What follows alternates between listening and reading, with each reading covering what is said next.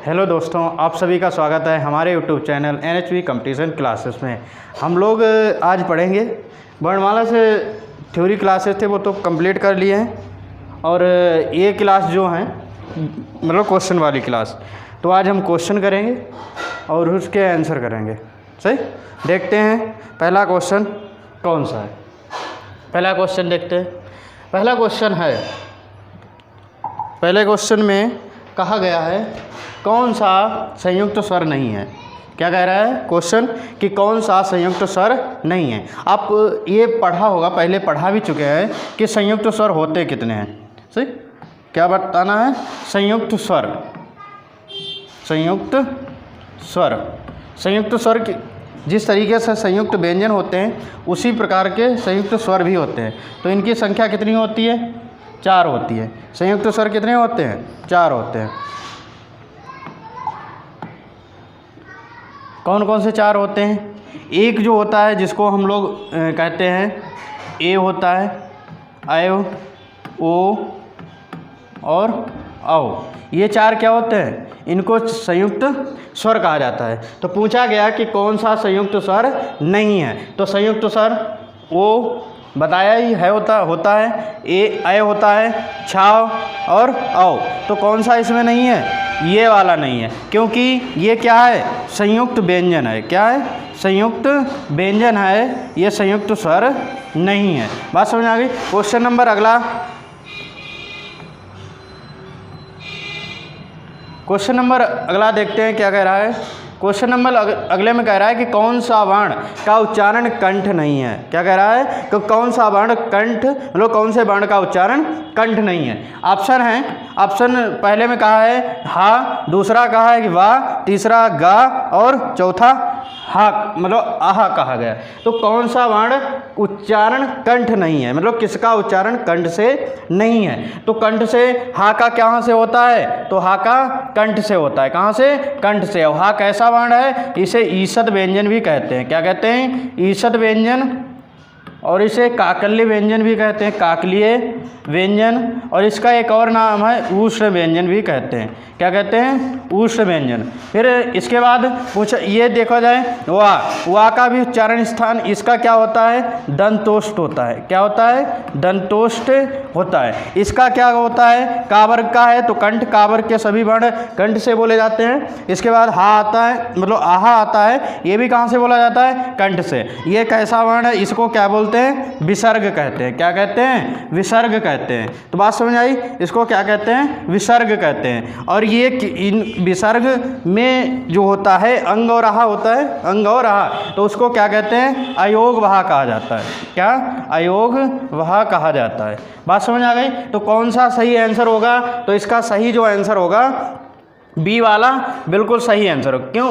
कि ये कहा है कि वर्ण का उच्चारण कंठ से नहीं है। देखो, हा का भी उच्चारण कंठ से है, फिर गा का भी और आहा का भी उच्चारण कंठ से है, बल्कि किसका नहीं है? वा का उच्चारण स्थान दंत से, दंतोष्ठ से है। और इसको हम क्या कहते हैं? इसको कहते हैं अंतस्थ व्यंजन। वह किस में आता है? अंतस्थ व्यंजन में आता है। और अंतस्थ व्यंजन भी कितने होते हैं? 4 होते हैं, या, रा, ला और वा होता है। अगला क्वेश्चन है, क्वेश्चन नंबर 3 कह रहा है कि भाषा की सबसे छोटी, क्वेश्चन नंबर 3 कह रहा है भाषा की सबसे छोटी इकाई क्या है? भाषा की सबसे छोटी इकाई क्या है? तो क्वेश्चन को समझना है। क्या कह रहा है? भाषा की सबसे छोटी सार्थक इकाई क्या है? अगर देखो सार्थक इकाई पूछी जाती, क्या चीज़? सार्थक इकाई पूछी जाती। ध्यान रखना, सार्थक इकाई और छोटी सार्थक इकाई में बहुत अंतर है। ये सार्थक इकाई होती है वाक्य। क्या होती है? सार्थक इकाई वाक्य होती है। और छोटी अगर बात कह दी जाए, क्या कहा जाए? छोटी सार्थक इकाई, छोटी सार्थक इकाई कहा जाए, तो वहाँ पे कौन सी हो जाएगा? शब्द हो जाएगा। और कहा जाए कि सबसे छोटी इकाई क्या होगी? तो ध्वनि या फिर वर्ण होगा, ध्वनि या वर्ण होगा। अगर इस तरीके से पूछा जाए भाषा की सबसे छोटी उच्चारित इकाई क्या होगी, तो उच्चारित जो इकाई होगी वो ध्वनि होगी। उच्चारित इकाई क्या होगी? ध्वनि होगी। और अगर पूछा जाए कि लिखित इकाई सबसे छोटी क्या होगी, तो वो वर्ण होगी। समझ रहे ना कि ये वर्ण होता है। तो इसका सही आंसर क्या होना चाहिए? भाषा की सबसे छोटी सार्थक इकाई, छोटी की बात की, शब्द क्या होता है? सबसे छोटी सार्थक इकाई क्या होती है? ये शब्द होगा।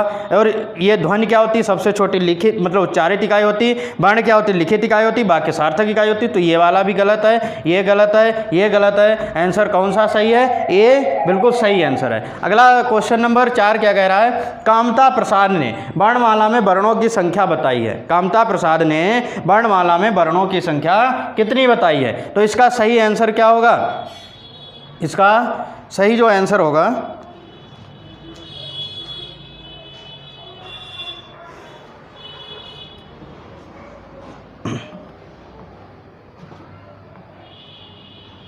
इसका जो सही आंसर होगा, कामता प्रसाद ने वर्णमाला में वर्णों की संख्या बताई है। तो कितनी बताई है? तो इसका सही आंसर होगा 46। तो कामता प्रसाद ने कितनी बताई? 46 बताई है। इसको ध्यान रखना।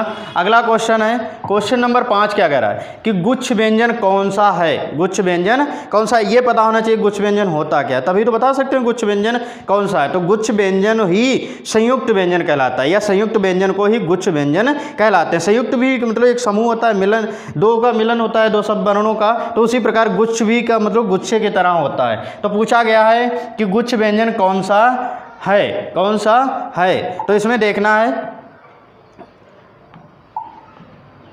इसमें ये कहा गया है गुच्छ व्यंजन। अब गुच्छ व्यंजन में जैसे ये दे रखा है, तो इसको क्या कहते हैं? ताड़न जाति व्यंजन कहते हैं। क्या कहते हैं? इसको ताड़न जाति कहते हैं। और इसको क्या कहते हैं? ताड़न जाति के साथ साथ इसे विकसित भी कहते हैं। क्या कहते हैं? विकसित ध्वनि कहते हैं। और विकसित ध्वनि का एक और इसका नाम है, इसको द्विगुड़ी कहते हैं। क्या कहते हैं? इसको द्विगुड़ी भी कहते हैं। द्विगुड़ी के साथ साथ एक और इसका नाम है उत्क्षिप्त व्यंजन। क्या?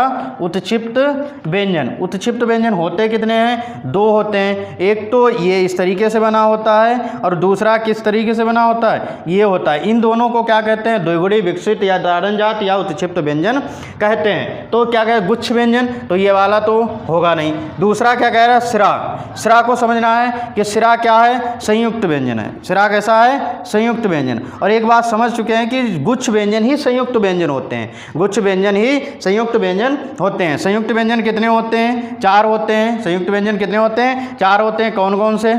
एक होता है छा, एक होता है त्रा, एक होता है ज्ञा और एक होता है सिरा। इसमें देखो दिख रहा है कि सिरा वाला है। अगला एक इसमें का छा किससे मिलता है? का प्लस सा बन जाता है, ये छा हो जाता है, ये आधा रहेगा। ये फिर बाद में क्या होता है? ता प्लस रा होता है, ये भी आधा रहेगा। ये क्या होता है? जा प्लस या होता है, ज्ञा ये भी आधा, और ये सा प्लस रा होता है, तो ये हो जाएगा सिरा। तो इस तरीके से संयुक्त व्यंजन कितने होते हैं? 4 होते हैं। कौन कौन से होते हैं? छा, त्रा, ज्ञा और सिरा। तो गुच्छ व्यंजन याद रहेगा कि गुच्छ व्यंजन को संयुक्त व्यंजन कहते हैं।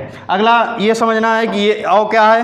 तो अव क्या बता ही चुके हैं। अव क्या होता है? संयुक्त व्यंजन मतलब संयुक्त स्वर है। अव क्या है? संयुक्त स्वर है। संयुक्त स्वर कितने होते हैं? 4 होते हैं। अंग क्या है? तो अंग के बारे में बताया ही कि अंग और आहा, अंग और आहा ये दोनों क्या हैं? इनको कहा जाता है अयोगवाह। इनको क्या कहा जाता है? अयोगवाह। और अयोगवाह कहा किसने था? तो बताया था किशोरी प्रसाद ने अंग और आहा को अयोगवाह कहा है। अंग का उच्चारण स्थान जो होता है, अंग का उच्चारण स्थान अनुनासिक होता है। क्या होता है? अनुनासिक। और आहा का उच्चारण स्थान कंठ होता है। और अनुस्वर किसको कहते हैं? अंग को। और आहा को क्या कहते हैं? विसर्ग कहते हैं। और अंग कैसा होता है? अल्पप्राण होता है।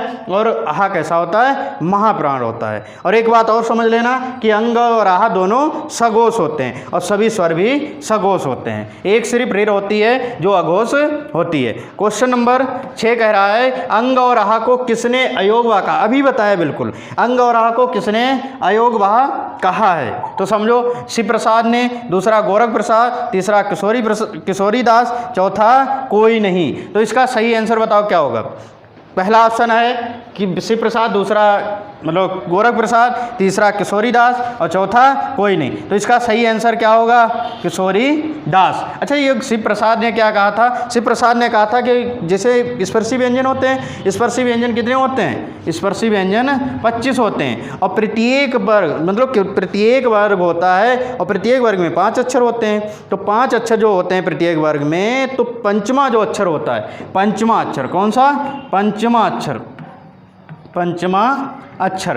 पंचमे अक्षर को क्या कहा जाता है? इन्होंने बताया कि वह अनुनासिक होगा। क्या होगा?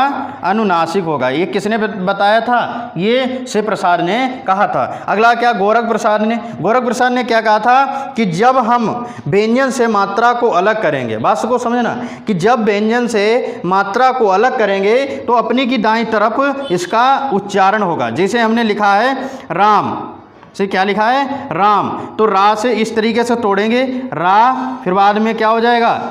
आ हो जाएगा। अब देखो यहाँ पे मात्रा है, बड़ा की मात्रा है जिसे आ बोलते हैं, तो उसका उच्चारण, उसका मतलब टूटा हुआ रूप किधर जा रहा है? फिर उसके बाद माँ, और माँ से क्या निकलेगा? आ। तो ये चीज़ बताई है कि हर समय, मतलब जब हम स्वर को अलग करेंगे व्यंजन से, तो उसका जो उच्चारण होगा, उसको जो लिखा जाएगा, वो हमेशा व्यंजन के दाईं तरफ लिखा जाएगा। ये किसने बताया है? कि मतलब ये गोरख प्रसाद ने बताया। किशोरी दास ने बता ही दिया क्या है कि अंग और आ को किसने अयोग वह कहा है। बात समझ गए ना? तो इसका सही आंसर क्या होगा? किशोरी दास। क्वेश्चन नंबर 7 कह रहा है कि किसने कहा है कि प्रत्येक वर्ग का पंचमा अक्षर, प्रत्येक वर्ग का पंचमा अक्षर, प्रत्येक वर्ग का पंचमा अक्षर अनुनासिक होगा। अच्छा, ये एक बात समझना है कि अनुनासिक किसे कहते हैं? अनुनासिक क्या होता है? ठीक, अनुनासिक क्या होता है? अनुनासिक का मतलब होता है ये नहीं कि खाली नाक से ही किसी वर्ण का उच्चारण हो सकता है, नहीं, नाक से उच्चारण नहीं हो सकता है, तो नाक और मुंह दोनों से। ये बहुत इंपॉर्टेंट बात है। अनुनासिक किसको कहते हैं? नाक और मुंह दोनों से, नाक और मुंह दोनों से होता है। तो ध्यान रखना, नाक और मुंह से अनुनासिक कहते हैं। फिर क्या कहा? किसने प्रत्येक वर्ग का पंचमा अक्षर अनुनासिक? तो अभी बताया बिल्कुल। किसने कहा था? शिव प्रसाद ने। गोरख प्रसाद की बात बता दी, किशोरी दास की भी बात बता दी, तो समझ गए ना? तो इसका सही आंसर क्या होगा? ए होगा। अगला क्वेश्चन है, क्वेश्चन नंबर 8 क्या कह रहा है? ऋ का उच्चारण स्थान क्या है? ऋ का उच्चारण स्थान क्या है? तो ये समझना है कि ऋ है क्या। तो ऋ क्या है? स्वर है। ऋ क्या है? स्वर है। स्वर पूछ लिया जाए स्वर किसको कहते हैं, तो स्वर ध्यान रहे होगा कि ऐसे वर्ण जो स्वतंत्र रूप से बोले जाते हैं उनको स्वर कहते हैं। स्वर की संख्या कितनी होती है? 11 होती है। ये स्वरों की संख्या 11 होती है। पूछा जाए उच्चारण के आधार पर, किसके आधार पर? उच्चारण के आधार पर कितनी होती है? 10 होती है। या पूछा जाए लेखन के आधार पर, किस पे? लेखन के आधार पर कितनी होती है? लेखन के आधार पर 13 होती है। जब उच्चारण के आधार पर ऋ को क्या कर देते हैं? ऋ को अलग कर देते हैं, ऋ को अलग कर देते हैं। और ऋ का पूछा गया है कि ऋ का उच्चारण स्थान क्या है, तो ऋ का उच्चारण स्थान मूर्धा होगा। क्या होगा? ऋ का उच्चारण स्थान मूर्धा होगा। तो अच्छा, एक बात ये बताओ, मतलब आ और आ का उच्चारण स्थान क्या होता है? तो इन दोनों का उच्चारण स्थान कंठ होता है। क्या होता है? कंठ होता है। फिर इसके बाद आते हैं ई, और ई का उच्चारण स्थान क्या होता है? तो इन दोनों का उच्चारण स्थान क्या होता है? तालु होता है। फिर इसके बाद ऊ, और ऊ का उच्चारण स्थान क्या होता है? तो इन दोनों का उच्चारण स्थान ओष्ठ होता है। क्या होता है? ओष्ठ होता है। इसके बाद पूछ लिया जाए ए और ऐ का उच्चारण स्थान, ए और ऐ का, तो ए ऐ किससे? आ प्लस ई बराबर ए, और आ प्लस ई बराबर ए, ऐ बनता है। तो इनका क्या हो जाएगा? कंठ प्लस, कंठ के बाद क्या आ जाएगा? तालु। क्या हो जाएगा? कंठ और तालु हो जाएगा। इसके बाद अगर आपसे पूछा जाए, इसके बाद आपसे पूछा जाए कि मतलब इसके आए, मतलब ओ और ओ और औ, इनका उच्चारण स्थान क्या है? तो ओ और औ का उच्चारण स्थान हो जाएगा, ये होगा कंठ प्लस ओष्ठ हो जाएगा, कंठ ओष्ठ। तो कंठोष्ठ ध्यान रखना। तो बात समझ आएगी। मूर्धा किसका उच्चारण स्थान है? मूर्धा किसका उच्चारण स्थान है? ऋ का। समझ गए? किसका है? ऋ का। अच्छा, ऋ से संबंधित एक बात और सीख लो। इसमें क्या पूछा, ये पूछ लिया जाए कि ऋ कैसी है? सही, तो पूछा जाए ऋ कैसी, तो ऋ कैसी होती है? अघोष होती है। किसके आधार पर? घोषत्व के आधार पर अघोष होती है। और ये पूछा जाए, ये मतलब सघोष होती है, अघोष तो अघोष होगी। और कैसी होती है? अल्पप्राण होती है। सभी स्वर कैसे होते हैं? अल्पप्राण होते हैं। बात समझ आ गई? तो इसका सही आंसर क्या होगा? ये मूर्धा। अगला क्वेश्चन है क्वेश्चन नंबर 9। क्वेश्चन नंबर 9 क्या कह रहा है? क्वेश्चन नंबर 9 में कहा गया है, क्वेश्चन नंबर 9 देखो, या का उच्चारण स्थान क्या है? बात समझना है कि या है क्या। सही, या क्या है?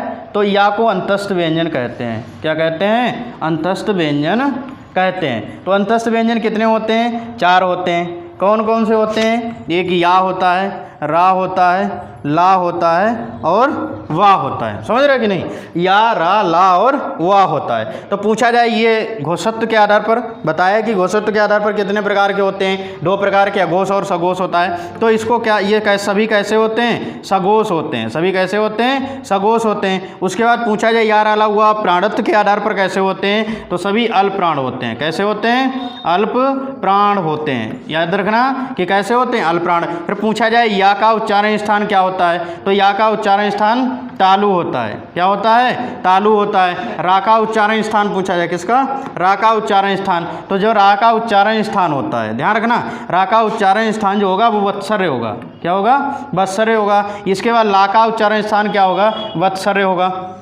सही। इसके बाद बा का उच्चारण स्थान पूछा जाए तो दंतोष्टय होता है। क्या होता है? दंतोष्टय होता है। ध्यान रहेगा ना कि दंतोष्टय होता है। इसके बाद अगर ये पूछा जाए, इसको थोड़ा समझना है कि इस अर्ध स्वर कौन कौन से होते हैं? अर्ध स्वर कौन कौन से होते हैं? तो जो या और वाह होते हैं, या और वाह कैसे होते हैं? ये अर्ध स्वर होते हैं। फिर पूछा जाए प्रतन के आधार पर, प्रतन के आधार पर, प्रतन के आधार पर ला कैसा होता है? मतलब प्रतन के आधार पर रा कैसा होता है? तो रा जो होता है उसको प्रकंपित कहते हैं। क्या कहते हैं? प्रकंपित कहते हैं। सही, ध्यान रहेगा ना, प्रकंपित कहते हैं किसको?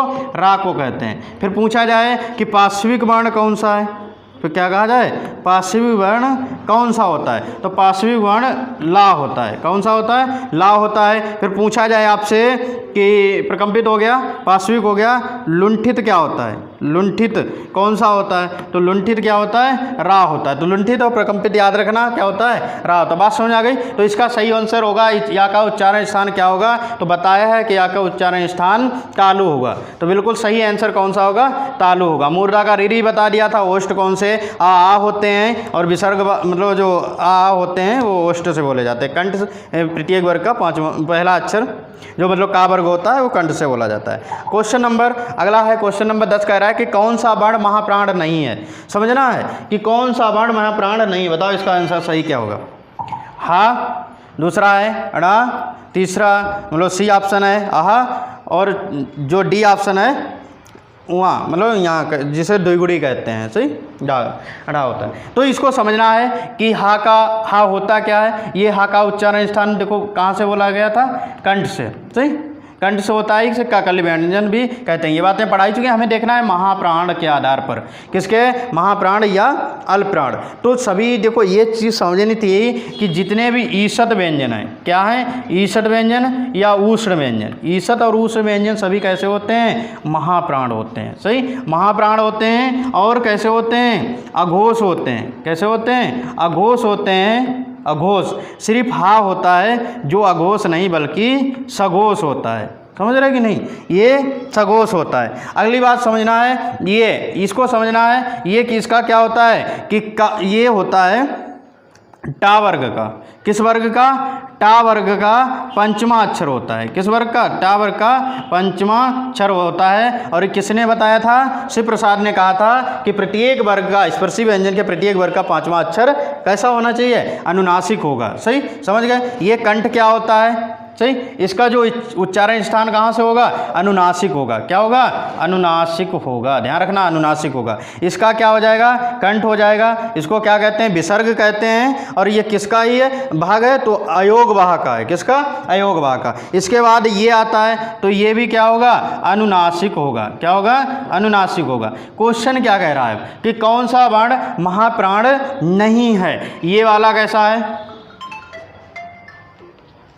ये वाला कैसा है? तो ये बता ही दिया कैसा होता है? महाप्राण होता है। देखो समझो, ये कैसा होता है? महाप्राण होता है। महाप्राण होता है। ये कैसा होता है? तो पंचमा अक्षर होता है तो इसे अल्पप्राण कहा जाता है। क्या कहा जाता है? इसको अल्पप्राण कहा जाता है। और ये कैसा होता है? इसको भी महाप्राण कहते हैं। सही, इसको भी महाप्राण कहते हैं। और ये क्या है? ये भी पंचमा अक्षर है तो ये कैसा होता है? अल्पप्राण होता है। अल्पप्राण होता है। तो इसमें कौन सा सही आंसर? इसमें अल्पप्राण, हाँ महाप्राण, अल्पप्राण, सॉरी हाँ, इसमें जो ये वाला अड़ा है ए भी अल्प प्राण होता है। तो इसमें शायद क्वेश्चन में कुछ मिस्टेक है, ऑप्शन मिल नहीं रहे। तो अगला क्वेश्चन देखते हैं। क्वेश्चन नंबर अगला है 11, हिंदी शब्दकोश में शब्दों का क्रम बताओ। हिंदी शब्दकोश में शब्दों का क्रम बताओ। तो ये देखो शब्दों का क्रम,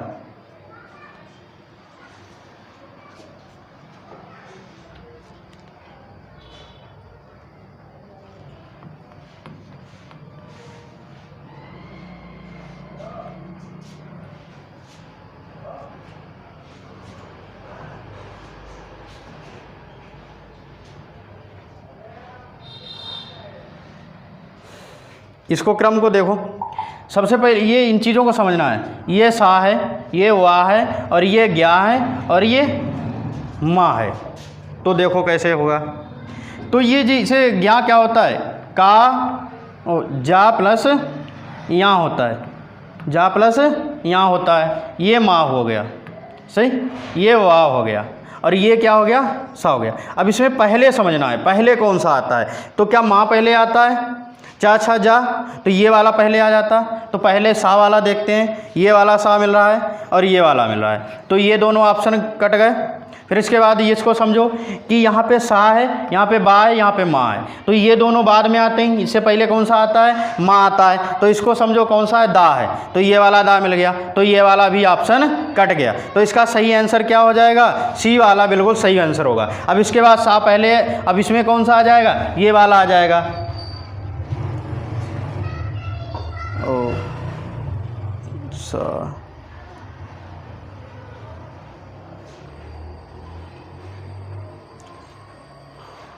देखो ये सा है और ये ज्ञा है और ये माँ है और ये बा है। तो का प्लस यहाँ से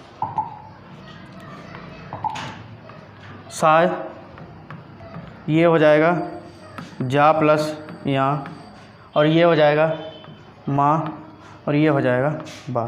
तो इसमें इससे पहले क्या आ जाएगा, तो सबसे पहले जो आएगा वो जा आएगा। तो जा वाला कौन सा है, जा वाला सा वाला, सही। फिर दूसरे नंबर पर कौन सा रहेगा, माँ, माँ मतलब दा वाला रहेगा। और सी वाला ये जो अगला दे रखा है बा, तो ये बा पे कौन सा है, बा वाला, ये वाला हो जाएगा। और इसके बाद में सबसे बाद में कौन सा हो जाएगा, सा, सा कौन से में, आ वाले में। तो इसको समझो, देखो ऑप्शन मिल रहा है कि नहीं। तो ऐसा कोई भी ऑप्शन नहीं दिख रहा है, तो ये वाला सही होगा, सही। बाई चांस मिस्टेक हो सकती है ऑप्शन में, तो बिल्कुल आंसर कौन सा सही होगा, देखो समझो कि मुख खुलने का आधार पर, सही, मुख खुलने पर, खुलने के आधार पर अर्धविवृत स्वर कौन सा है। तो इसका सही आंसर क्या हो जाएगा, ए, ऐ और औ। अगला क्वेश्चन देखते हैं। क्वेश्चन नंबर 13 कह रहा है, हिंदी वर्णमाला में अयोगवाह वर्ण कौन से हैं। हिंदी वर्णमाला में अयोगवाह वर्ण कौन से हैं। तो ये जो ऑप्शन दे रखा है अंग और आहा, तो अंग और आहा, तो अंग और आहा को समझना, ये दोनों हैं क्या, अयोगवाह हैं। कैसे हैं, अयोगवाह हैं, सही, अयोगवाह हैं। इनका पूछा जाए ये दोनों कैसे होते हैं, सघोष होते हैं। क्या होते हैं, सघोष होते हैं। ये भी सघोष होता है। और ये कैसा होता है, इसको अल्पप्राण कहते हैं। क्या कहते हैं, अल्पप्राण कहते हैं। इसको क्या कहते हैं, महाप्राण कहते हैं। तो ध्यान रखना, ये महाप्राण कहलाया जाता है। और इनको दोनों का, इनका ये अनुस्वर होता है। क्या होता है, अनुस्वर होता है। और ये कैसा होता है, विसर्ग होता है। ये कहाँ से बोला जाता है, ये कंठ से बोला जाता है। और ये कहाँ से बोला जाता है, अनुनासिक बोला जाता है। तो बात समझ आ गई कि वर्ण, हिंदी वर्णमाला में अयोगवाह वर्ण कौन से हैं, तो अंग और आहा। क्वेश्चन नंबर 14 देखते हैं। क्वेश्चन नंबर 14 में ऊ और औ वर्ण कहलाते हैं। ओ और औ वर्ण कहलाते हैं। तो कौन कौन से ओ और देख लेते हैं क्वेश्चन यार।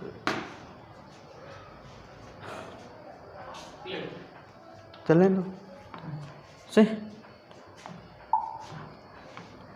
क्वेश्चन नंबर देखो,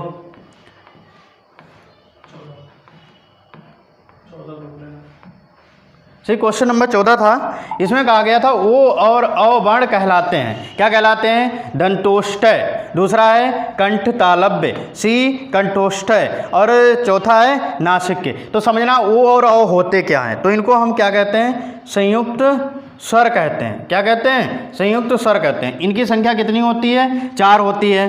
कौन कौन से होते हैं, ए होता है, फिर ओ और औ होता है। तो ए किससे मिलकर बना होता है, तो ए जो मिला होता है किससे, आ प्लस ई होता है, आ प्लस ई होता है, तो ये ए हो जाएगा। और ये भी आ प्लस मतलब इस तरीके ई होता है, तो इस तरीके से ये वाला हो जाएगा। ये आ और प्लस ऊ होता है, और ये कैसा होता है, आ प्लस ऊ होता है। तो इस तरीके से ये ओ बन जाता है, ये ओ बन जाता है, ये ए आए। तो इनका पूछा जाए कि इसका उच्चारण क्या होता है, तो इसका जो उच्चारण हो जाएगा कंठ प्लस तालु हो जाएगा, कंठ प्लस तालु। इन दोनों का बन जाता है कंठ प्लस ओष्ठ बनता है, कंठोष्ठ कहते हैं, सही, कंठोष्ठ कहते हैं। तो पूछा क्या, वो वर्ण कहलाते हैं, क्या कहलाते हैं, दंतोष्ठ, कंठ तालव्य, कंठोष्ठ और कंठ मतलब नासिक के। तो सही आंसर क्या होगा, कंठोष्ठ है। क्या होगा इसका सही आंसर, कंठोष्ठ होगा। तो ध्यान रखना इसका सही आंसर क्या है, सी वाला बिल्कुल सही आंसर है, कंठोष्ठ। क्वेश्चन नंबर 15 देखते हैं। क्वेश्चन नंबर 15 में क्या कहा गया है, रा के कितने रूप होते हैं, रा के कितने रूप होते हैं। तो रा के कितने रूप होते हैं पढ़ते हैं। देखो रा के 3 रूप होते हैं। कितने रूप, 3 रूप होते हैं। कौन कौन से रूप 3 होते हैं, एक सामान्य रूप होता है। कौन सा रूप होता है, एक सामान्य रूप। इसके बाद एक होता है पदेन रूप। कौन सा, पदेन रूप होता है। और चौथा जो होता है उसको कहते हैं रेफ रूप, रेफ रूप कहते हैं। अब इनमें समझना है कि रेफ रूप, सामान्य रूप और पदेन रूप कौन सा होता है। सो सामान्य रूप में जिसे लिखते हैं रमेश, तो इसमें जिस रा की आवश्यकता पड़ी उसे सामान्य रूप कहते हैं। ये पदेन रूप क्या होता है, पदेन रूप कौन सा होता है, जिसमें जैसे लिखते हैं हम लोग क्रम, सही, प्रकार। तो यहाँ पे जिस रा की आवश्यकता पड़ रही है इसको क्या कहते हैं, पदेन रूप। और रेफ रूप क्या होता है, रूप मीन्स छत, रूप मीन्स क्या होती है, छत, जिसे लिखते हैं करम, सही, क्या लिखते हैं, करम लिखते हैं। तो जो रा में ऊपर जो रा टंगा है तो उसको क्या कहते हैं, रेफ रूप कहते हैं। तो पूछा है रा के कितने प्रकार होते हैं, तो कितने प्रकार होते हैं, 3 प्रकार होते हैं। क्वेश्चन नंबर 16 कह रहा है प्रत्यन के आधार पर ला किस प्रकार की ध्वनि है। प्रत्यन के आधार पर ला किस प्रकार की ध्वनि है। तो प्रत्यन के आधार पर ध्यान रखना ला किस प्रकार की ध्वनि है, तो इसको प्रकंपित ध्वनि कहते हैं। क्या कहते हैं, प्रकंपित ध्वनि कहते हैं। अच्छा एक ऑप्शन है पार्श्विक और उत्तिदाम, ये गलत लिखा है, और प्रकंपित और संघर्षहीन। तो इसका सही आंसर कौन सा हो जाएगा, सी हो जाएगा, प्रकंपित नहीं, इसका सही जो आंसर होगा वो ए होगा, पार्श्विक। अगला क्वेश्चन देखते हैं। क्वेश्चन नंबर भाषा निर्माण की इकाइयों का सही, भाषा निर्माण की सही इकाइयों मतलब क्रम पूछा गया है। तो शब्द, ध्वनि, वाक्य, पद। दूसरा है शब्द, ध्वनि, वाक्य, पद। चौथा है पद, वाक्य, ध्वनि, शब्द। तो ध्वनि, शब्द, पद, वाक्य। तो सबसे पहले किसकी आवश्यकता, ध्वनि से। ध्वनि के बाद क्या होता है, ध्वनि के बाद शब्द होता है, ध्वनि के बाद शब्द होता है, और शब्द के बाद वाक्य होता है, सही, वाक्य होता है। इस तरीके से फिर बाद में बोली हो जाती है, बोली के बाद उपभाषा होती है, सही, बाकी की मतलब उपभाषा के भाषा आते हैं। तो सबसे पहले ध्वनि, तो ध्वनि किस में दे रखा है, तो ध्वनि इस वाले में दे रखा है, बाकी ये वाला भी गलत, ये वाला भी गलत। तो इसका सही आंसर कौन सा होगा, ध्वनि के बाद शब्द, शब्द का ही पद कहते हैं और वाक्य कहते हैं। तो ये सही आंसर कौन सा है, ये वाला डी है। क्वेश्चन नंबर 18 क्या कह रहा है कि उत्क्षिप्त ध्वनि का प्रयोग हुआ है। किसका, उत्क्षिप्त ध्वनि का प्रयोग हुआ है। तो उत्क्षिप्त ध्वनि कौन सी होती हैं, तो उत्क्षिप्त ध्वनि बता ही दी कितनी होती हैं, 2 होती हैं। इन्हीं को तारण जाति ध्वनि कहते हैं, या फिर इनको हम द्विगुणी ध्वनि भी कहते हैं। तो इसमें उत्क्षिप्त ध्वनि पूछी कितनी होती हैं, या कौन से शब्द में लगाई गई है। तो होती कौन कौन सी है, एक ये होती है और एक ये होती है। तो समझना ये कैसी होती है, ये दोनों मूर्धन्य होते हैं। क्या होते हैं, मूर्धन्य होते हैं। ये भी मूर्धन्य होता है, सही, ये मूर्धन्य होते हैं। इनको समझना है, ये चीज़ें समझ गए ना। अगली एक बात ये पूछा गया है कि किस में लगी है, तो ये वाला किस में बना है, इस वाले में, पढ़ाई में। तो सही आंसर कौन सा हो जाएगा, पढ़ाई हो जाएगा। अगला क्वेश्चन पूछा गया है 19। क्वेश्चन नंबर 19 में कहा है ढ का वर्ण नहीं है, मतलब ये पूछा गया है ढ का वर्ण नहीं है। तो कौन सा? मूर्धन्य, महाप्राण, अघोष, स्पर्श व्यंजन। तो क्या है? मूर्धन्य होता है, तो ये मूर्धन्य होता है। फिर बाद में महाप्राण, तो कैसा होना चाहिए? ये महाप्राण होता है। और ये अघोष, अघोष भी होता है, मतलब अघोष नहीं बल्कि ये सघोष होता है। और स्पर्शी व्यंजन होता है, तो स्पर्शी व्यंजन नहीं होता है, तो अघोष होता है। तो इसका पूछा गया कौन सा नहीं है, तो इसका डी वाला सही होगा। कौन सा सही होगा? डी वाला होगा। अगला क्वेश्चन है, क्वेश्चन नंबर 20 में कहा गया है का खा, सही, गा, जा और फा ध्वनियाँ किसकी हैं? तो ये किसकी? दक्षिण भाषाएं की, अंग्रेजी की, अरबी फारसी की और संस्कृत की। ये कैसी ध्वनियाँ हैं? तो अरबी फारसी की हैं। कौन कौन सी, कितनी होती हैं? 5 होती हैं। किससे? अरबी फारसी से ली गई हैं, अरबी और फारसी से ली गई हैं। पूछा जाए ये इनमें हर मतलब वर्ण में बिंदी लगी होती है, उसको क्या कहते हैं? नुक्ता कहते हैं। क्या कहते हैं? नुक्ता कहते हैं, या इसको तल बिंदु भी कहते हैं। अच्छा, ये किसने कहा है? तो इसको ध्यान रखना, शिव प्रसाद सितारे हिंद ने, डॉक्टर शिव प्रसाद सितारे हिंद ने बताया कि मतलब ये ध्वनि होती हैं।